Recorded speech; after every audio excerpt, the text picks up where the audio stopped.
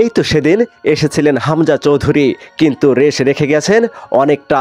English premier লিগে খেলা midfielder, স্বপ্ন দেখেছেন, কোটি ভক্তকে দেখিয়েছেন, বাংলাদেশ দলের হয়ে খেলেছেন এবং অল্পতেই রেখে গেছেন বড় ছাপ।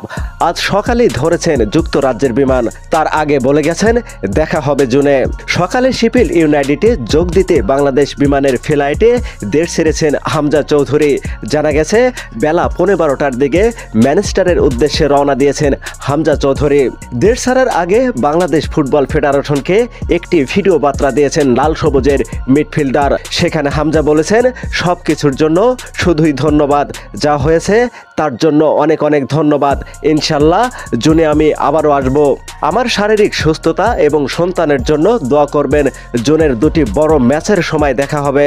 এএফসি এশিয়ান কাপ বাছাইয়ে ভারতের সঙ্গে গোলশূন্য ড্র করে দেশে ফিরেছে বাংলাদেশ জাতীয় ফুটবল দল।